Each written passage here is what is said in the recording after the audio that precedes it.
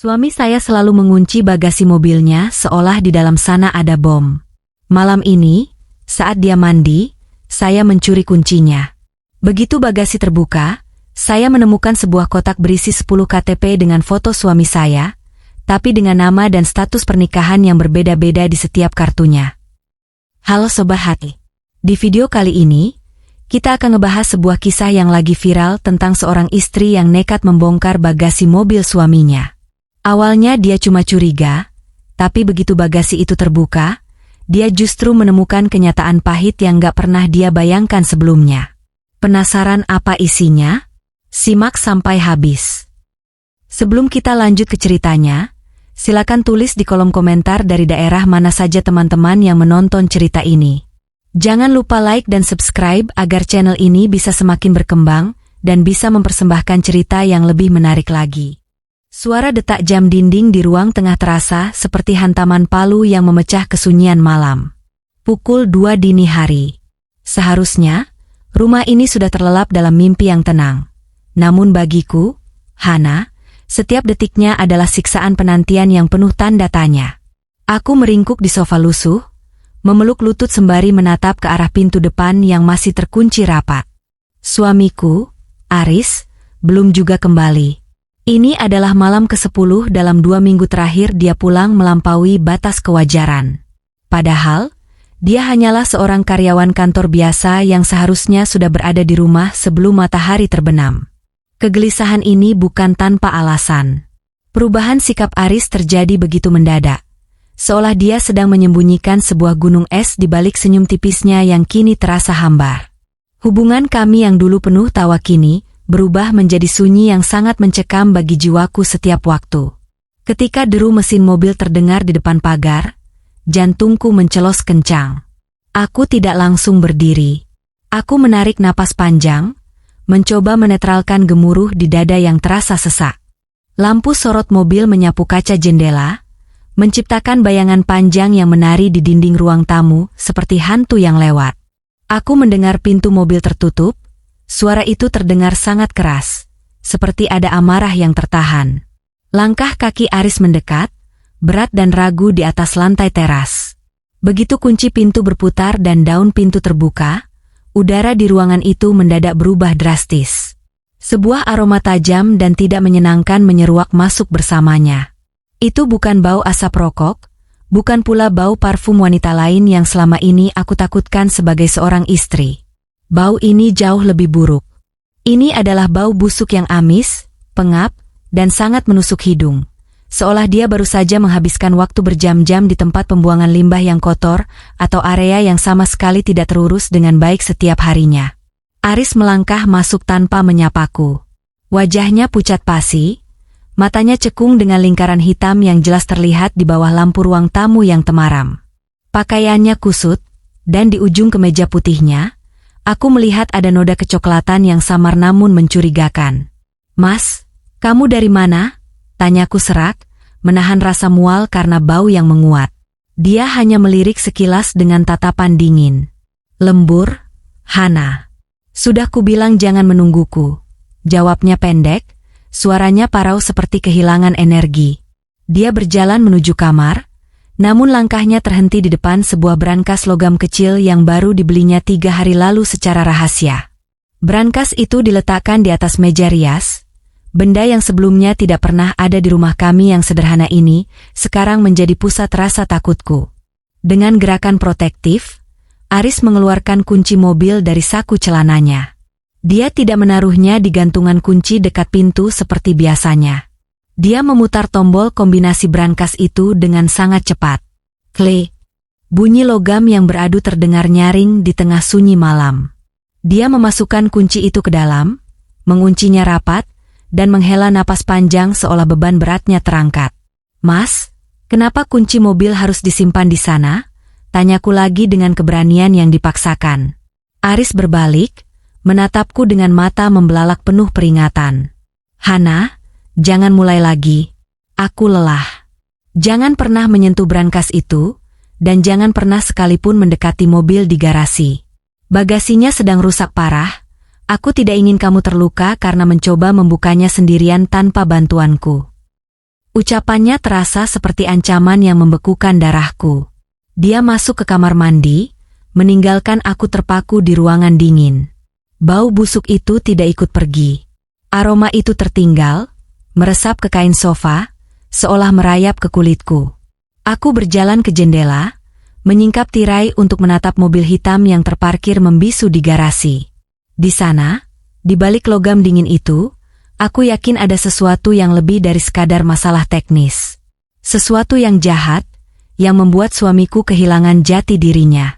Malam ini, rasa curigaku bukan lagi sekadar bumbu rumah tangga, melainkan peringatan nyata akan adanya badai besar yang siap menghancurkan segalanya. Aku tahu pasti, ketenangan malam ini hanyalah ilusi sebelum rahasia besar di bagasi itu benar-benar meledak dan menghancurkan seluruh hidup kami berdua tanpa sisa di kemudian hari yang kelam bagi kami sebagai pasangan. Segalanya mulai terasa berbeda, dan aku harus segera bertindak sebelum terlambat. Pagi hari yang seharusnya menjadi awal baru justru terasa seperti kelanjutan dari mimpi buruk yang tidak kunjung usai bagi hidupku. Cahaya matahari masuk melalui celah gorden, namun sinarnya seolah hanya menyingkap sisa-sisa kegelisahan yang menggantung di sudut kamar.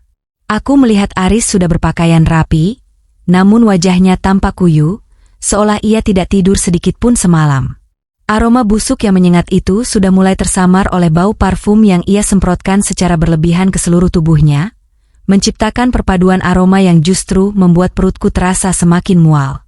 Aku bangkit dari tempat tidur dengan perlahan, mencoba membaca ekspresi wajahnya yang dingin dan datar seperti papan kayu.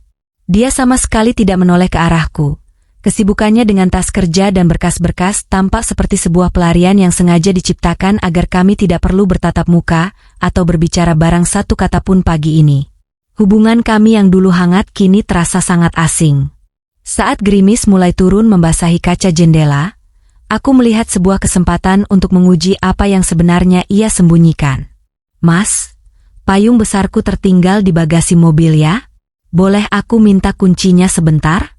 Aku harus ke pasar sebelum hujan semakin deras," ucapku dengan nada suara yang sengaja dibuat selembut mungkin agar tidak memancing kecurigaannya. Namun, reaksi Aris sungguh di luar dugaanku. Dia yang biasanya lembut dan tenang, tiba-tiba membalikkan badan dengan gerakan yang sangat kasar.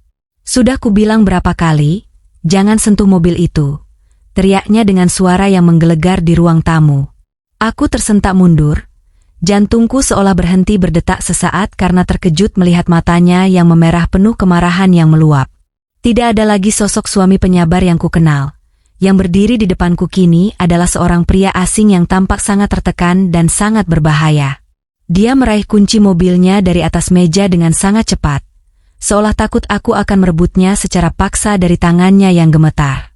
Bagasi itu rusak dan aku tidak punya waktu untuk memperbaikinya sekarang. "Pakai saja payung yang lain atau jangan keluar rumah sama sekali," lanjutnya dengan nada bicara yang lebih rendah namun terasa jauh lebih mengintimidasi daripada teriakan sebelumnya. Aris langsung melangkah keluar menuju garasi tanpa pamit, meninggalkan pintu depan yang terbuka lebar dan hembusan angin dingin yang menusuk hingga ke tulang sumsumku. Aku berdiri terpaku di ambang pintu, melihatnya masuk ke dalam mobil hitam itu dengan terburu-buru. Mesin mobil menderu keras, sebelum akhirnya melesat pergi meninggalkan jejak ban di atas tanah yang basah. Rasa sesak di dadaku semakin menjadi-jadi, membuatku sulit untuk sekadar menarik napas dengan normal di tengah kesunyian rumah yang kini terasa seperti sebuah penjara tak kasat mata bagi perasaanku yang hancur. Aku melangkah ke arah garasi yang kini kosong, namun aroma aneh itu masih tertinggal tipis di udara, menempel pada dinding-dinding kayu yang lembab. Setiap sudut rumah ini sekarang terasa penuh dengan rahasia yang sengaja dikunci rapat oleh orang yang paling aku percayai di dunia ini. Pikiranku mulai berkelana kemana-mana, membayangkan berbagai kemungkinan buruk yang mungkin tersimpan di balik pintu besi bagasi yang selalu ia jaga dengan nyawanya itu. Apakah dia terlibat dalam sesuatu yang ilegal? Ataukah ada pengkhianatan yang jauh lebih besar dari sekadar bau busuk yang ia bawa pulang setiap malam? Aku merasa seperti seorang detektif di rumahku sendiri, mencari petunjuk di antara puing-puing kepercayaan yang mulai runtuh berantakan. Keheningan ini justru membuat suara-suara di dalam kepalaku terdengar semakin bising dan menakutkan, memaksa aku untuk segera mengambil keputusan besar sebelum semuanya terlambat dan benar-benar menghancurkan sisa-sisa kebahagiaan kami yang kian menipis. Rasa takut memang nyata, tetapi rasa ingin tahu yang besar jauh lebih kuat menguasai seluruh akal sehatku saat ini. Aku tidak bisa terus hidup dalam ketidakpastian yang menyiksa seperti ini setiap harinya. Aku harus menemukan cara untuk membuka brankas kecil itu dan melihat sendiri apa yang sebenarnya Aris sembunyikan dengan begitu rapatnya dari jangkauanku. Jika bagasi mobil itu adalah kotak Pandora yang akan mengubah hidupku selamanya, maka aku sudah siap untuk menghadapi apapun yang ada di dalamnya. Meskipun itu artinya aku harus kehilangan segalanya yang telah kubangun selama ini dengan penuh cinta. Dengan tangan yang masih sedikit gemetar, aku mulai menyusun rencana sederhana namun berisiko tinggi untuk malam nanti ketika ia kembali pulang dalam keadaan lelah. Cahaya matahari pagi kini sudah tertutup awan mendung yang gelap, seolah-olah alam semesta sedang memberikan pertanda bahwa badai yang sesungguhnya memang baru saja akan dimulai, dan aku harus kuat berdiri tegak untuk menghadapinya sendirian tanpa bantuan siapapun juga. Sore itu, langit tampak menggantung dengan warna abu-abu yang pekat, seolah sedang menyimpan beban air yang siap dicurahkan ke bumi kapan saja. Hana keluar rumah untuk menyiram tanaman, mencoba mencari sedikit udara segar, karena udara di dalam rumah terasa begitu sesak oleh misteri yang menyiksa batinnya. Baru beberapa menit ia di luar, Bu RT yang sedang menyapu halaman sebelah rumahnya tiba-tiba melambaikan tangan dengan wajah yang terlihat penuh selidik dan rasa penasaran. Hana mencoba tersenyum ramah, meski hatinya sedang tidak keruan memikirkan Aris. Bu RT mendekat ke arah pagar pembatas, suaranya sangat pelan seolah tidak ingin ada telinga lain yang mendengar percakapan rahasia mereka sore itu. Mbak Hana, maaf ya kalau saya tanya begini, apa di rumah Mbak sedang ada masalah saluran air, atau mungkin ada hewan peliharaan yang mati di sekitar garasi? Tanya Bu RT dengan nada yang sebenarnya sopan namun terasa sangat menyengat di ulu hati Hana. Hana mengernyitkan dahi, mencoba memahami arah pembicaraan tersebut dengan perasaan yang mulai bergejolak tidak menentu di dalam dadanya. Maksud ibu bagaimana ya? Kami tidak punya hewan peliharaan apapun di rumah ini, Bu. Jawab Hana berusaha tetap tenang di depan tetangganya itu. Bu RT menghela napas panjang, matanya menatap tajam ke arah garasi mobil Aris yang saat itu sedang kosong ditinggal bekerja. Begini Mbak, sudah beberapa hari ini, setiap saya lewat depan rumah Mbak, saya mencium bau yang tidak enak sekali.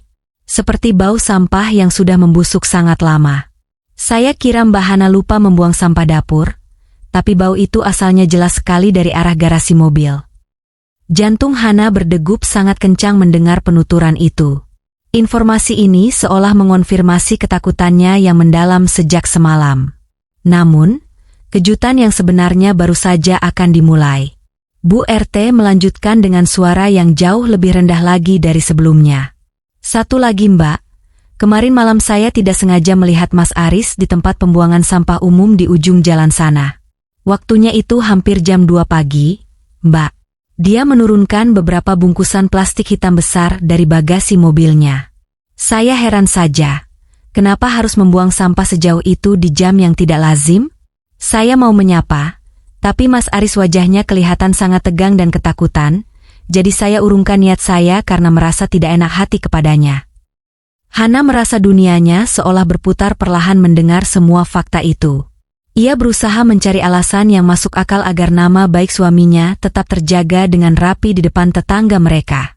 Oh, itu, mungkin Mas Aris sedang membersihkan gudang belakang yang sudah lama berantakan, Bu. Dia memang lebih suka bekerja malam hari, karena katanya suasananya jauh lebih tenang. Maaf ya Bu kalau baunya sampai mengganggu kenyamanan ibu dan keluarga, ucap Hana dengan senyum yang dipaksakan, padahal di dalam hatinya ia merasa ingin sekali menangis karena rasa bingung yang luar biasa hebat. Setelah Bu RT pamit masuk rumahnya, Hana terduduk lemas di bangku kayu terasnya yang mulai berdebu. Pikirannya sekarang mulai merangkai kepingan-kepingan fakta yang baru saja ia dapatkan secara tidak sengaja. Aris pulang larut malam dengan aroma busuk di bajunya, ia melarang keras siapapun mendekati bagasi mobil. Dan ternyata ia membuang bungkusan-bungkusan plastik misterius ke tempat sampah umum pada dini hari. Semua ini mengarah pada satu kesimpulan, bahwa ada sesuatu yang sangat busuk yang sedang disembunyikan oleh suaminya. Mengapa Aris harus bersusah payah mengelabui semua orang dengan bungkusan sampah busuk itu? Apa yang sebenarnya ada di balik plastik hitam tersebut, sehingga suaminya rela bersikap seperti orang asing yang ketakutan setiap kali berada di rumah sendiri? Hana merasa seperti sedang berjalan di atas lapisan es yang sangat tipis. Satu langkah saja salah maka ia akan langsung tenggelam ke dalam kegelapan rahasia suaminya yang mungkin jauh lebih mengerikan dari apa yang ia bayangkan saat ini. Ketakutan itu kini mulai berubah menjadi sebuah tekad yang bulat di dalam benak Hana yang terdalam. Ia tidak boleh hanya diam dan menunggu keajaiban datang menyelamatkan pernikahan mereka yang mulai retak tanpa alasan yang jelas. Ada sesuatu yang sangat tidak beres di sini, dan ia harus segera mengungkapnya sebelum masalah ini berubah menjadi sebuah bencana besar yang tidak bisa lagi diperbaiki dengan kata-kata maaf saja. Hana masuk kembali ke dalam rumah dengan langkah yang mantap, menatap brankas kecil di atas meja rias dengan pandangan yang jauh lebih tajam dari sebelumnya. Ia tahu bahwa kunci dari semua misteri ini ada di dalam kotak logam dingin tersebut. Rahasia bagasi mobil yang selalu dilarang untuk disentuh itu kini menjadi prioritas utama dalam sisa hidupnya. Setiap detik yang berlalu terasa seperti sebuah peringatan keras bahwa waktu yang ia miliki tidaklah banyak lagi. Ia harus bertindak malam ini juga, saat Aris sedang dalam titik terlemahnya setelah lelah bekerja seharian penuh. Tidak ada lagi ruang untuk rasa ragu atau takut yang selama ini menghambat langkahnya untuk mencari kebenaran yang sesungguhnya terjadi.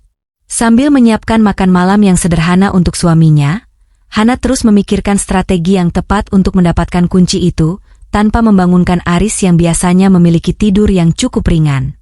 Ia harus memastikan suaminya benar-benar terlelap sebelum melakukan aksi nekatnya yang penuh risiko itu. Bau busuk itu bukan lagi sekadar masalah penciuman, melainkan masalah integritas dan kejujuran di dalam rumah tangganya yang selama ini ia banggakan. Hana menarik napas dalam-dalam, mencoba menenangkan gemuruh di dadanya yang kian tak menentu menyambut malam yang penuh rahasia ini secara nyata. Malam kembali menyelimuti rumah kami dengan keheningan yang jauh lebih pekat dari biasanya, seolah-olah kegelapan itu sendiri sedang menahan napas untuk menyaksikan apa yang akan terjadi selanjutnya. Pukul 2 pagi, Aris pulang dengan kondisi yang lebih memprihatinkan daripada hari-hari sebelumnya. Wajahnya terlihat sangat kuyu, matanya merah karena kelelahan, dan aroma busuk yang kini mulai akrab di indera penciumanku itu tercium semakin tajam, menyebar dengan cepat dari pakaiannya ke seluruh sudut ruangan tamu yang sempit. Tanpa mengucapkan sepatah kata pun kepadaku, Aris langsung menuju meja rias di dalam kamar. Aku hanya bisa mengintip dari balik pintu yang sedikit terbuka, melihat punggungnya yang tampak membungkuk karena beban rahasia yang ia pikul. Dengan gerakan yang sangat kaku, ia memutar tombol kombinasi pada brankas logam kecil itu. Bunyi klik pelan terdengar, sebuah suara yang kini menjadi obsesi baru bagiku. Ia memasukkan kunci mobil itu ke dalam, menguncinya rapat-rapat, lalu menjatuhkan dirinya ke atas tempat tidur tanpa melepas sepatu.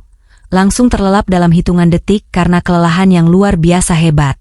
Inilah saatnya bagi diriku untuk bertindak. Jantungku berdegup sangat kencang, hingga suaranya terasa memekakan telinga di tengah sunyi malam yang mencekam. Aku melangkah dengan sangat perlahan, memastikan setiap pijakanku tidak menimbulkan suara sekecil pun pada lantai kayu yang terkadang berderit jika tidak hati-hati. Aku berdiri di depan brankas itu, menatap benda logam dingin yang memegang kunci jawaban atas segala penderitaanku selama 2 minggu terakhir ini. Tangan kaku ini mulai gemetar saat aku menyentuh tombol kombinasinya. Aku harus menebak angka apa yang ia gunakan sebagai kode rahasia. Pikiran pertamaku tertuju pada tanggal pernikahan kami, sebuah angka yang dulu sangat sakral bagi hubungan ini. Aku memutar angka 0512 dengan penuh harapan yang membuncah. Namun, brankas itu tetap diam membisu. Sebuah tanda lampu merah menyala kecil, menandakan bahwa kombinasi itu salah.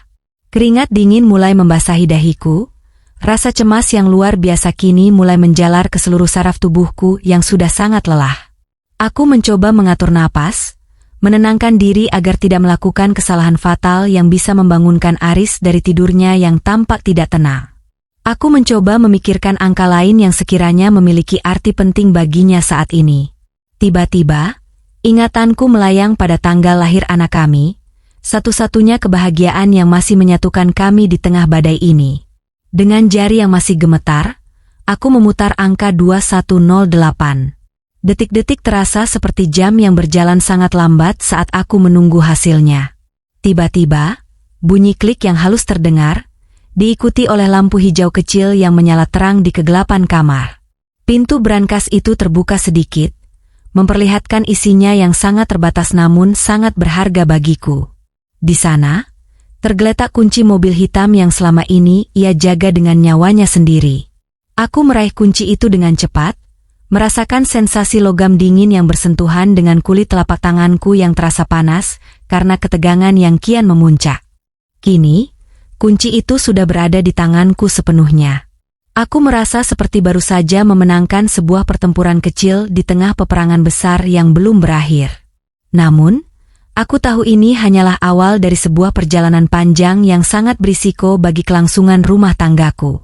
Aku melirik ke arah Aris yang masih tertidur pulas, sama sekali tidak menyadari bahwa benteng pertahanannya telah berhasil kutembus secara diam-diam malam ini.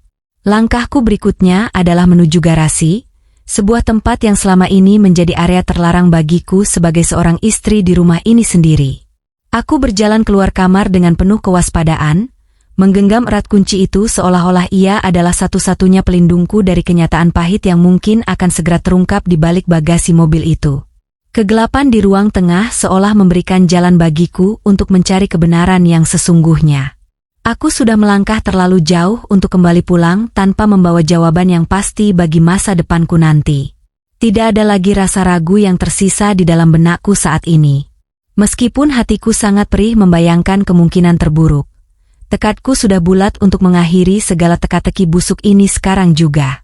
Udara malam yang dingin menyambutku saat aku membuka pintu menuju garasi, namun aku tidak merasakannya karena api keberanian di dalam dadaku sedang membakar segala ketakutan yang tersisa.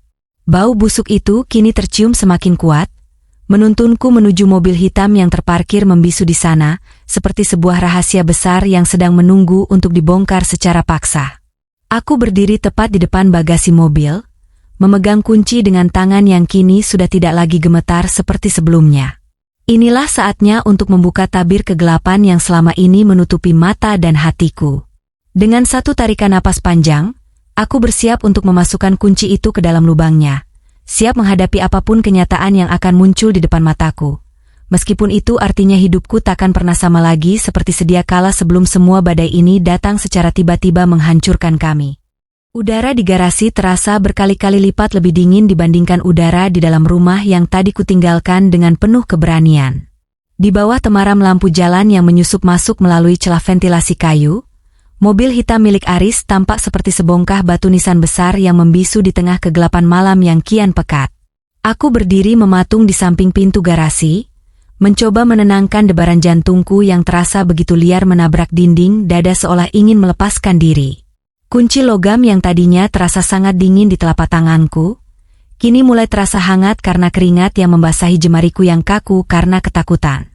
Aku tahu, hanya dengan beberapa langkah lagi, aku akan sampai pada muara dari segala kecurigaan yang selama ini menggerogoti kewarasanku sebagai seorang istri yang setia. Bau busuk itu, aroma yang menyerupai daging membusuk atau tumpukan sampah yang sudah teronggok berhari-hari di bawah terik matahari, kini terasa begitu nyata dan menyesakkan paru-paruku.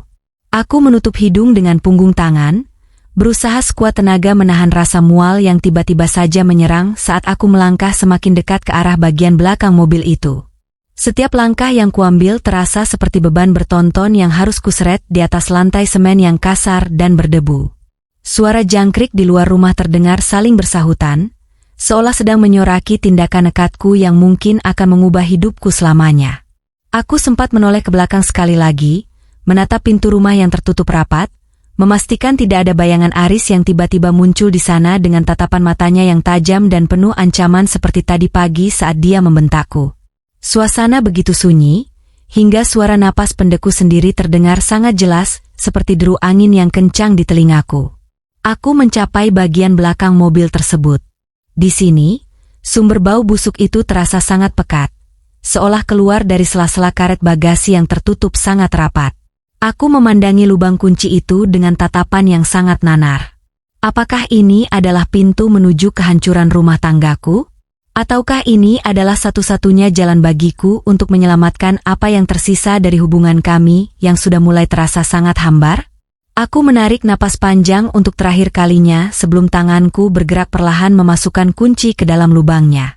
Tanganku sedikit gemetar, menyebabkan ujung kunci itu beradu dengan logam mobil dan menimbulkan suara denting halus yang terdengar begitu nyaring di tengah keheningan malam yang sangat mencekam ini. Aku memejamkan mata sejenak, membisikkan doa kecil dalam hati agar apapun yang kutemukan di dalam sana bukanlah sesuatu yang akan membuatku kehilangan akal sehat. Dengan satu gerakan yang pasti, aku memutar kunci itu ke arah kanan. Klik. Suara mekanisme pengunci yang terbuka itu terdengar sangat menakutkan. Pintu bagasi terangkat perlahan, bau busuk meledak menusuk hidungku dengan hebat. Aku hampir jatuh lemas namun aku harus tahu kebenarannya. Dengan tangan bergetar, aku mengangkat pintu itu sepenuhnya untuk melihat apa yang ada di dalamnya. Pada detik ini segalanya akan berubah secara total dalam hidupku. Pintu bagasi itu perlahan terangkat ke atas, seiring dengan bau busuk yang meledak keluar seperti gas beracun yang selama ini terperangkap di dalam sebuah ruang hampa yang gelap. Aku tersentak mundur. Tanganku secara refleks menutupi hidung dan mulut untuk mencegah rasa mual yang luar biasa hebat menghantam perutku secara tiba-tiba. Mataku terasa sangat pedih, bukan hanya karena aroma yang menyengat, tapi juga karena rasa takut yang kini memuncak tepat di ubun-ubun kepala. Di bawah cahaya lampu garasi yang kuning kusam, aku tidak melihat apa yang aku takutkan selama ini. Tidak ada tubuh manusia yang terbujur kaku, tidak ada bercak darah yang mengering, atau barang-barang kriminal yang mengerikan di sana. Sebaliknya, apa yang ada di depan mataku justru tampak sangat konyol sekaligus menjijikan bagi akal sehatku. Bagasi mobil suamiku ternyata dipenuhi dengan tumpukan kantong plastik sampah yang sudah sobek, memperlihatkan sisa-sisa makanan cepat saji yang sudah berjamur hijau dan hitam pekat. Ada kotak-kotak pizza yang lembab, bungkus nasi yang sudah mengeluarkan cairan keruh, dan tumpukan limbah domestik lainnya yang sengaja dibiarkan membusuk berhari-hari hingga baunya menusuk tulang. Aku berdiri terpaku, merasa sangat bodoh sekaligus bingung dengan apa yang kulihat saat ini. Mengapa Aris rela membawa sampah-sampah ini kemanapun dia pergi? Mengapa dia harus mengunci bagasi dengan begitu ketat hanya untuk menyimpan limbah yang seharusnya dibuang ke tempat pembuangan akhir di depan rumah? Namun, detik berikutnya, akal sehatku mulai bekerja kembali dengan sangat tajam. Bau ini adalah tameng yang sempurna. Ini adalah cara Aris untuk memastikan bahwa aku tidak akan pernah mau mendekati mobil ini, apalagi mencoba membukanya sendiri setiap hari. Dia menggunakan rasa mualku sebagai penjaga rahasianya yang paling setia.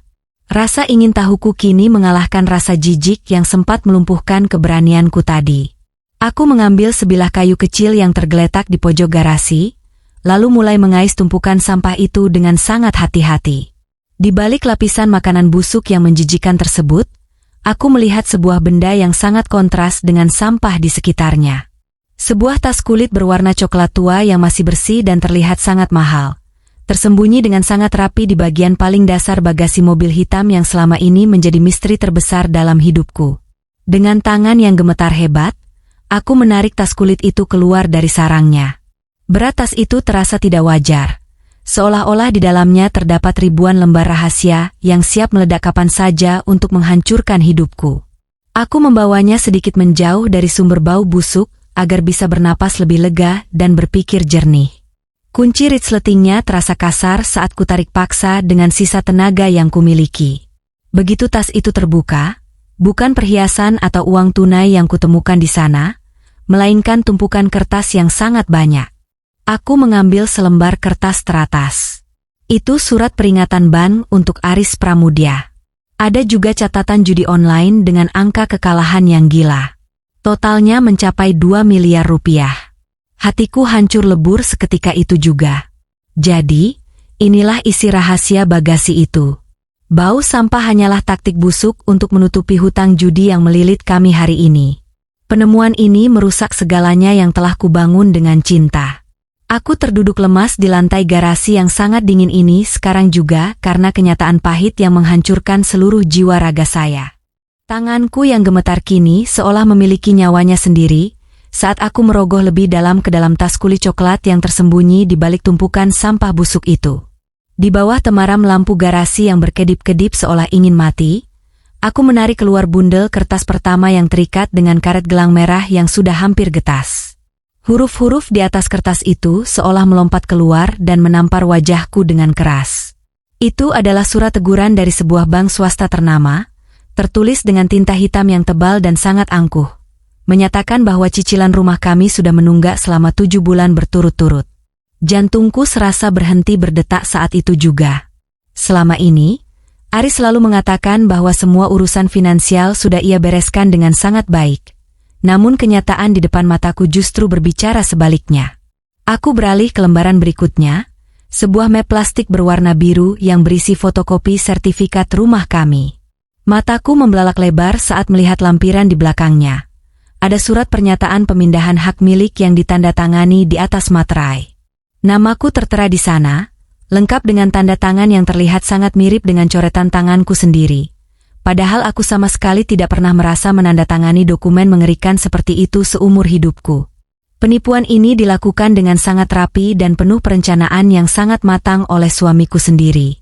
Aku terus menggali lebih dalam ke dalam labirin kertas yang menyesakkan dada ini. Ada tumpukan kecil kwitansi dari berbagai aplikasi pinjaman daring yang jumlahnya tidak masuk akal bagi keluarga kecil seperti kami.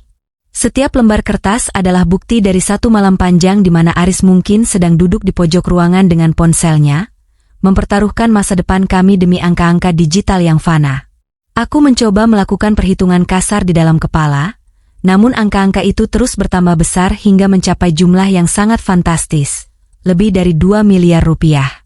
Nilai yang cukup untuk membeli 3 rumah baru di lingkungan ini, kini lenyap tak berbekas menjadi beban hutang yang melilit leher kami berdua.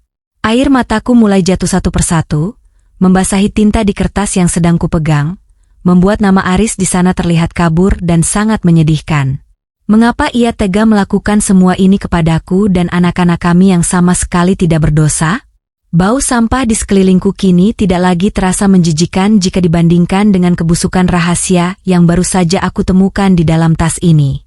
Setiap embusan angin malam yang masuk melalui ventilasi garasi membawa sensasi dingin yang luar biasa, seolah-olah alam semesta sedang ikut berduka atas hancurnya kepercayaan yang telah kubangun selama bertahun-tahun lamanya.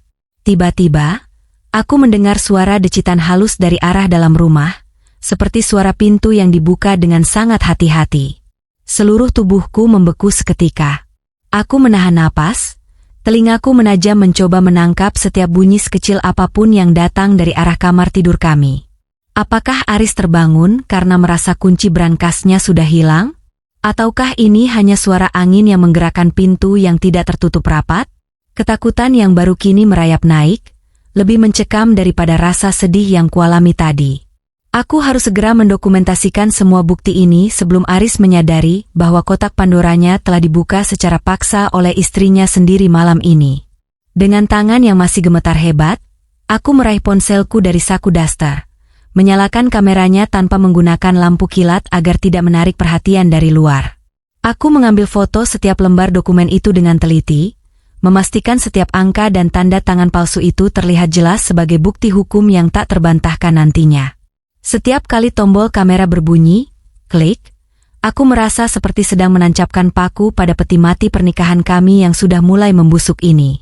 Waktu seolah berjalan sangat cepat, mengejarku dalam kegelapan garasi yang penuh dengan aroma penderitaan ini. Aku harus mengembalikan tas ini ke tempat asalnya dan menutupi kembali dengan sampah-sampah busuk itu, agar Aris tidak menaruh curiga sedikitpun saat ia bangun besok pagi. Sambil melakukan itu, pikiranku terus berputar mencari jalan keluar dari lubang hitam yang sangat dalam ini. Aku tidak bisa hanya diam dan membiarkan diriku terseret ke dalam kehancuran finansial yang bukan kesalahanku sendiri. Aku menyadari bahwa pria yang tidur di dalam kamar sana bukan lagi suami yang aku cintai, melainkan seorang predator finansial yang sangat berbahaya bagi masa depan anak-anakku. Aku merapikan kembali tumpukan sampah itu dengan sisa tenaga yang kumiliki, memastikan letaknya terlihat sama persis seperti saat aku membukanya tadi. Dengan kunci mobil yang masih tergenggam erat, aku melangkah kembali menuju pintu rumah dengan tekad yang jauh lebih kuat dari sebelumnya. Malam ini aku menemukan kebenaran, dan mulai besok, Aku akan mulai menyusun rencana balas dendam atau setidaknya rencana penyelamatan diri yang paling efektif untuk keluar dari neraka ini dengan kepala tegak tanpa harus menanggung dosa yang ia buat sendirian selama ini di dunia yang fana ini. Langkahku terasa sangat berat saat aku meninggalkan garasi yang kini terasa seperti kuburan bagi masa depanku sendiri. Pintu bagasi telah kututup rapat. Namun aroma busuk itu seolah telah meresap ke dalam pori-pori kulitku, menolak untuk pergi meskipun aku sudah berusaha menjauh dari sumbernya. Aku berdiri di depan pintu dapur, menarik napas panjang untuk menenangkan gemuruh di dada yang kian tak terkendali. Setiap detak jantungku terdengar seperti lonceng peringatan yang berdentang kencang di tengah sunyi malam. Dengan tangan yang masih gemetar, aku menggenggam erat kunci mobil itu, satu-satunya bukti fisik yang harus segera kukembalikan ke tempat asalnya sebelum Aris menyadari pengkhianatanku malam ini. Aku melangkah masuk ke dalam rumah, melewati ruang makan yang gelap gulita. Bayangan perabotan rumah tangga yang dulu kubeli dengan penuh kebahagiaan kini, tampak seperti sosok-sosok asing yang sedang menatapku dengan penuh rasa iba. Aku merasa sangat sendirian di rumah yang telah kubangun selama bertahun-tahun ini. Tidak ada tempat untuk mengadu, tidak ada bahu untuk bersandar, karena pria yang seharusnya melindungiku justru adalah orang yang sedang menggali lubang kehancuran bagi kami berdua secara diam-diam. Aku merayap masuk ke kamar tidur dengan kewaspadaan tingkat tinggi, memastikan setiap pijakanku pada lantai kayu tidak menimbulkan suara decitan yang bisa memicu bencana. Di bawah temaram lampu tidur yang remang-remang, aku melihat sosok Aris yang masih terlelap dalam posisi yang sama. Namun, kali ini ia tampak sangat asing bagiku. Wajahnya yang tenang dalam tidur justru terlihat seperti topeng kemunafikan yang sangat mengerikan. Dengan jari-jari yang kaku, aku mendekati meja rias, tempat brankas kecil itu berada. Aku memasukkan kunci mobil itu kembali ke dalamnya dengan gerakan yang sangat perlahan, seolah-olah logam itu terbuat dari kaca yang bisa pecah kapan saja. Begitu pintu brankas terkunci kembali dengan bunyi klik yang halus, aku merasa sebagian dari nyawaku ikut tertelan ke dalam kegelapan kotak besi itu. Aku segera merebahkan diri di sisi tempat tidur yang lain, menarik selimut hingga menutupi dagu, namun rasa dingin tetap menjalar ke seluruh tulangku. Aku menatap langit-langit kamar yang tampak semakin rendah, seolah ingin menghimpitku hingga tak tersisa lagi ruang untuk bernapas secara normal. Rasa hancur ini jauh lebih menyakitkan daripada pengkhianatan fisik manapun yang pernah kubayangkan. Hutang 2 miliar rupiah adalah angka yang mustahil untuk kulunasi dengan sisa umurku, apalagi jika rumah satu-satunya yang kami miliki ternyata sudah diagunkan secara ilegal. Aku merasa seperti sedang berdiri di tepi jurang yang sangat dalam tanpa ada satupun tali untuk berpegangan. Isak tangis yang sejak tadi kupendam kini mulai meledak dalam sunyi, membasahi bantal yang kini terasa sangat keras seperti batu. Aku merasa gagal sebagai seorang ibu karena telah membiarkan pria ini masuk dan merusak masa depan anak-anakku tanpa kusadari sedikit pun selama ini. Kebodohanku yang terlalu percaya pada kata-kata manisnya kini berbuah pahit yang sangat pekat di lidah. Malam ini menjadi saksi bisu atas runtuhnya seluruh dunia yang kupunya. Tidak ada lagi harapan, tidak ada lagi cahaya di ujung terowongan, hanya ada kegelapan yang pekat dan rasa putus asa yang kian mencekik leherku. Aku hanyalah seorang wanita yang kini kehilangan segalanya dalam waktu satu malam saja tanpa sisa. Masa depan yang dulu tampak cerah dan terencana kini berubah menjadi abu yang berterbangan ditiup angin kegelisahan. Aku menoleh ke arah Aris, melihat punggungnya yang tegap namun menyimpan beban kebusukan yang luar biasa besar di dalamnya.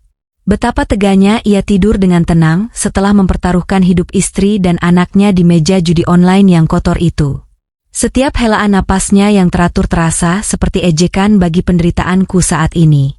Aku menyadari bahwa mulai detik ini, hidupku tidak akan pernah sama lagi seperti sedia kala. Aku terperangkap dalam sebuah labirin hutang yang ia buat dengan penuh kesadaran dan egoisme yang tinggi. Tidak ada pahlawan yang akan datang menyelamatkanku dari situasi yang sangat sulit ini. Aku benar-benar berada di titik terendah dalam hidupku. Sendirian menghadapi raksasa masalah yang siap melahap apapun yang tersisa dari martabat dan kebahagiaan keluargaku yang sudah hancur berantakan. Harapan hidupku seolah padam, meninggalkan luka yang sangat dalam dan takkan pernah bisa sembuh hanya dengan kata-kata maaf yang hambar dari mulut seorang penipu ulung sepertinya nanti. Cahaya ponsel yang redup menjadi satu-satunya sumber penerangan di balik selimut tebal yang menyelimuti tubuhku yang gemetar. Aku tidak berani bergerak. Takut jika suara gesekan kain akan mengusik tidur Aris yang gelisah di sampingku. Dengan tangan dingin, aku membuka galeri ponsel, meneliti detail dokumen yang kupotret di garasi tadi. Fokusku awalnya pada angka miliaran rupiah. Namun saat memperbesar foto surat perjanjian pribadi, jantungku berhenti berdetak. Di kolom pemberi pinjaman aset rumah kami, tertera nama Yoga Pratama. Sahabat karib Aris sejak kuliah, pria yang sudah kami anggap keluarga sejati selama ini. Penemuan ini mengubah segalanya dalam sekejap mata. Aku menyadari bahwa pengkhianatan ini jauh lebih dalam dan sangat terencana dari apa yang aku bayangkan sebelumnya sebagai seorang istri yang polos. Aku ingat Yoga sering berkunjung setiap akhir pekan, membawa buah dan bersikap sangat santun kepada kami. Dia selalu memuji keberhasilan Aris, namun ternyata dia sedang merancang kehancuran bagi kami. Aku menggeser foto berikutnya, sebuah tangkapan layar percakapan pesan singkat yang dicetak kasar di dalam tas itu. Yoga terlihat terus memprovokasi Aris untuk menaikkan nilai taruhan setiap malam. Kalimatnya penuh tipu daya, menjanjikan kemenangan besar dengan dalih akses informasi orang dalam situs judi. Aris yang sedang sulit secara finansial menjadi sasaran empuk manipulasi psikologis Yoga. Sahabat paling dipercaya suamiku ternyata adalah predator yang menghisap kekayaan kami tanpa rasa kasihan sedikit pun.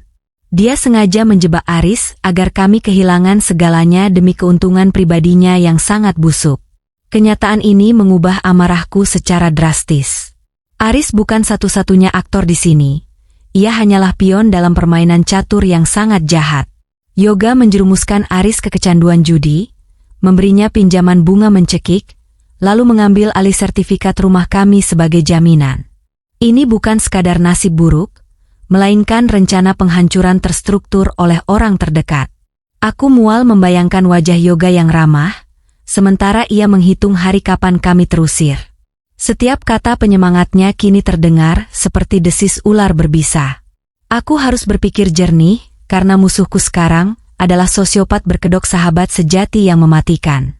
Aku tidak boleh gegabah dalam bertindak agar Yoga tidak menyadari bahwa kedoknya sudah terbongkar olehku malam ini di dalam kegelapan yang sunyi. Aku mematikan layar ponsel dan menatap kegelapan kamar dengan pandangan tajam.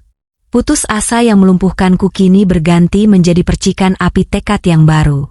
Aku tidak boleh hanya diam meratapi nasib. Jika Yoga pikir ia bisa mengambil segalanya, ia salah besar. Aku punya bukti foto manipulasi dan pemalsuan tanda tanganku yang dilakukan atas desakannya.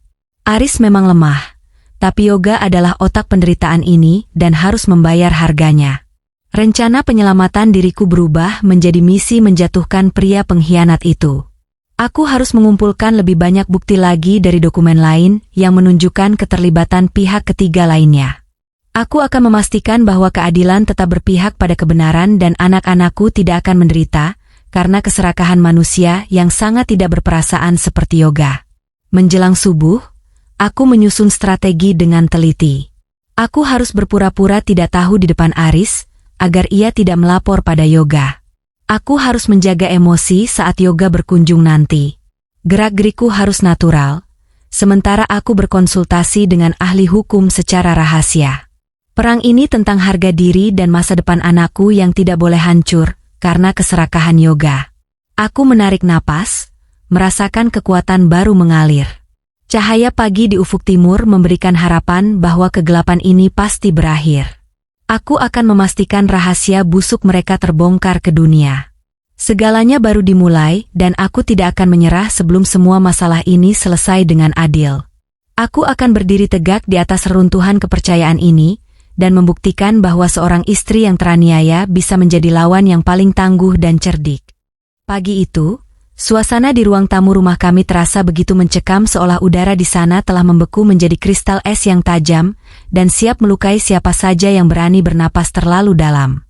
Suara ketukan pintu yang sangat keras dan berwibawa memecah kesunyian, membuat Aris yang sedang duduk di sudut sofa tersentak hingga hampir terjatuh. Ia menatapku dengan wajah pucat pasi, matanya memancarkan ketakutan yang luar biasa besar, seolah ia baru saja melihat malaikat pencabut nyawa berdiri di depan teras kami. Aku berjalan dengan langkah yang tenang namun pasti untuk membuka pintu. Di sana berdiri Yoga Pratama dengan setelan jas rapi dan senyum ramah yang sekarang terlihat sangat menjijikan di mataku. "Selamat pagi, Hana. Aris ada di dalam? Ada urusan kecil yang harus segera kami selesaikan hari ini juga," ucapnya dengan nada suara yang sangat halus namun penuh dengan intimidasi terselubung. Aku hanya mengangguk pelan dan mempersilakannya masuk. Sementara di dalam hati aku sedang menyiapkan badai besar yang tidak pernah ia duga sebelumnya akan menghantam hidupnya yang sombong itu. Yoga duduk di hadapan Aris, mengeluarkan selembar map kulit berwarna hitam yang aku tahu persis berisi dokumen penyitaan rumah kami. Aris tertunduk lesu, kedua tangannya saling meremas di bawah meja, tidak berani mengeluarkan satu patah kata pun di depan sahabat yang telah menjerumuskannya ke dalam jurang kehancuran ini. "Aris, waktunya sudah habis. Sesuai perjanjian kita, karena bunga hutang judi itu sudah membengkak dan kau tidak sanggup membayar cicilan aset, maka hari ini aku harus mengambil alih hak milik rumah ini sepenuhnya tanpa pengecualian," ujar Yoga sambil menyodorkan sebuah pena ke arah Aris. Aris mulai terisak. Suaranya parau saat mencoba memohon sedikit waktu lagi demi anak-anak kami. Namun, Yoga hanya tertawa dingin. Sebuah tawa yang menunjukkan betapa tidak berartinya hubungan persahabatan mereka selama belasan tahun ini bagi seorang pria yang rakus akan harta benda milik orang lain. Aku merasa ini adalah saat yang tepat bagiku untuk mengakhiri sandiwara busuk yang telah mereka mainkan di belakangku selama ini. Aku melangkah mendekat dan duduk tepat di samping Aris. Namun mataku tertuju tajam ke arah Yoga yang tampak terkejut melihat ketenanganku yang tidak biasa ini.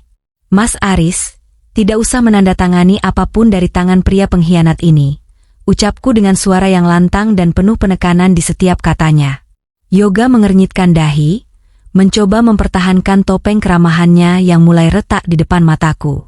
"Hana, apa maksudmu? Ini urusan pria, sebaiknya kau ke dapur saja," sahut Yoga dengan nada meremehkan yang sangat kental. Aku tidak membalas ucapannya dengan kata-kata kasar, melainkan aku mengeluarkan ponselku dan meletakkannya dengan keras di atas meja. Aku memutar sebuah rekaman suara dan menampilkan foto-foto dokumen dari bagasi mobil yang telah kudokumentasikan secara rahasia semalam. Di sana terlihat jelas rincian manipulasi bunga hutang yang ilegal dan bukti bahwa Yoga telah memalsukan tanda tanganku untuk mencairkan pinjaman tersebut secara sepihak. Wajah Yoga berubah drastis dari angkuh menjadi pucat pasi dalam hitungan detik yang sangat menegangkan itu. Ia mencoba meraih ponselku, namun dengan cepat aku menariknya kembali dan menatapnya dengan penuh kebencian yang mendalam. "Aku sudah tahu semuanya, Yoga. Aku tahu kau yang menjebak Aris ke dalam situs judi itu, kau yang memberinya pinjaman ilegal, dan kau yang memalsukan namaku untuk mencuri rumah ini. Semua bukti ini sudah kukirimkan ke pengacaraku dan salinannya sudah ada di kantor polisi sebagai laporan penipuan berat," ancamku dengan nada bicara yang sangat dingin dan mematikan. Aris menatapku dengan tatapan tidak percaya, antara rasa malu dan rasa syukur, karena aku telah membongkar kebusukan sahabatnya sendiri. Yoga berdiri dengan geram, nafasnya memburu karena merasa terpojok oleh bukti yang sangat kuat dan tak terbantahkan. Ia tidak menyangka bahwa istri yang selama ini ia anggap lemah dan tidak tahu apa-apa bisa menjadi ancaman paling berbahaya bagi rencana jahat yang telah ia susun dengan sangat rapi itu. "Kau tidak bisa membuktikan apa-apa, Hana. Itu semua hanya asumsi murahan," teriak Yoga dengan suara yang mulai gemetar karena rasa takut yang hebat. Aku tersenyum tipis, sebuah senyuman kemenangan yang sudah lama tidak kurasakan di rumah ini. "Coba saja kau bantah di depan hakim nanti, Yoga. Jangan lupa bahwa bau busuk di bagasi mobil itu telah menuntunku pada kebenaran yang jauh lebih busuk dari sampah manapun di dunia ini. Sekarang, silakan keluar dari rumahku sebelum polisi menjemputmu dengan paksa di depan semua tetangga kita," balasku dengan penuh wibawa yang tak tergoyahkan. Yoga menatap Aris dengan penuh amarah, namun Aris akhirnya berani berdiri dan menunjuk pintu keluar dengan tangan yang mantap. Yoga pergi dengan langkah terburu-buru, meninggalkan map hitamnya yang kini tidak lagi memiliki kekuatan apapun untuk menghancurkan kami. Aku terduduk lemas di kursi, merasakan beban berat yang selama ini menghimpit pundakku perlahan mulai terangkat. Pertempuran fisik memang tidak terjadi, namun pertarungan mental ini telah kumenangkan dengan telak demi masa depan keluargaku. Kepergian Yoga meninggalkan lubang sunyi yang begitu hampa di tengah ruang tamu kami yang dingin. Aris masih terduduk bersimpuh di atas lantai ubin yang pucat, kepalanya tertunduk dalam di antara kedua lututnya yang gemetar hebat karena rasa malu yang luar biasa besar. Isak tangisnya yang tertahan terdengar sangat menyedihkan di telingaku. Namun hatiku seolah sudah membatu, tidak ada lagi ruang untuk rasa kasihan yang dulu selalu mendominasi perasaanku sebagai seorang istri yang setia.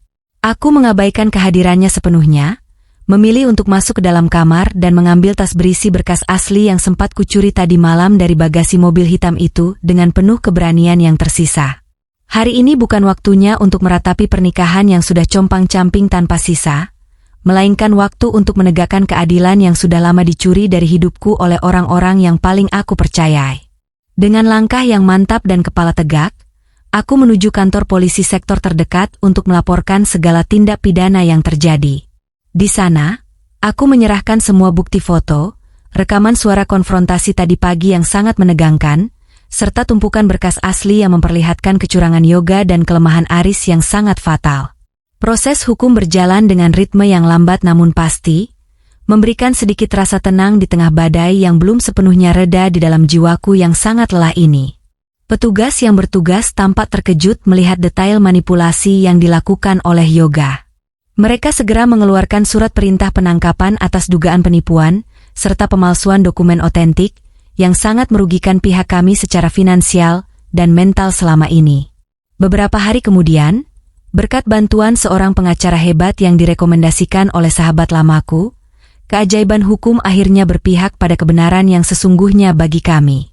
Sertifikat rumah kami dinyatakan tetap sah menjadi milikku sepenuhnya, karena terbukti secara forensik bahwa tanda tangan di atas surat pemindahan hak milik itu adalah palsu dan tidak sah.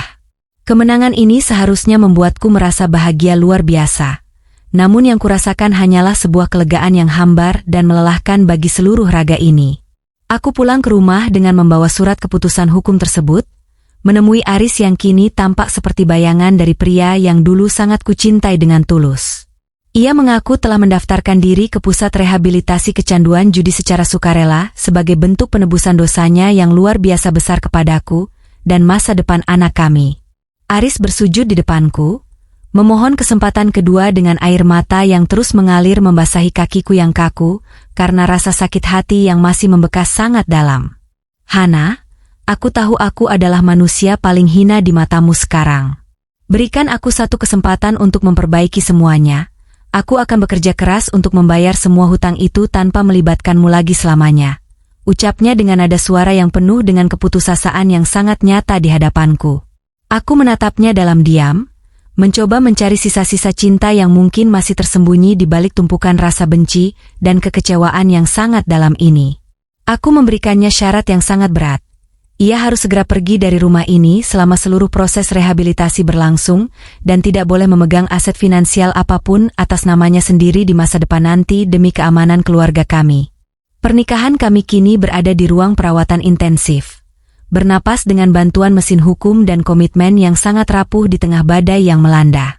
Bau busuk dari bagasi mobil itu perlahan mulai menghilang dari ingatanku, berganti dengan aroma sabun pembersih yang sangat wangi yang kugunakan untuk menyikat seluruh lantai garasi, hingga mengkilap tanpa sisa kotoran sedikit pun dari masa lalu yang kelam itu. Keadilan memang telah tegak dengan sempurna. Yoga kini harus mendekam di balik jeruji besi yang dingin untuk mempertanggungjawabkan segala perbuatan jahatnya yang telah merusak banyak hidup orang lain demi keserakahan pribadinya sendiri yang tidak bertepi. Namun, menyembuhkan luka di hati bukanlah perkara yang mudah seperti membalikan telapak tangan semata di tengah kenyataan pahit ini. Aku menyadari bahwa hidup adalah tentang pilihan yang sangat sulit dan konsekuensi yang harus ditanggung dengan kepala yang tetap tegak meski badai menerjang. Aris kini telah pergi ke tempat rehabilitasi, meninggalkan aku sendirian di rumah yang terasa sunyi tanpa kehadirannya yang dulu selalu mengisi hari-hari dengan tawa. Aku mulai menata kembali sisa-sisa hidupku, membersihkan setiap sudut ruangan dari kenangan pahit yang selama ini menghimpit langkahku untuk maju ke depan. Tidak ada lagi rahasia yang terkunci di dalam bagasi mobil, tidak ada lagi ketakutan akan ketukan pintu di tengah malam yang sangat mencekam bagi jiwaku. Aku telah berhasil menyelamatkan rumah dan martabatku sebagai seorang wanita, Meskipun aku harus kehilangan sosok suami yang dulu kupuja setinggi langit dengan penuh cinta. Masa depan masih tampak samar. Namun setidaknya aku tidak lagi berjalan di dalam kegelapan tanpa arah yang jelas.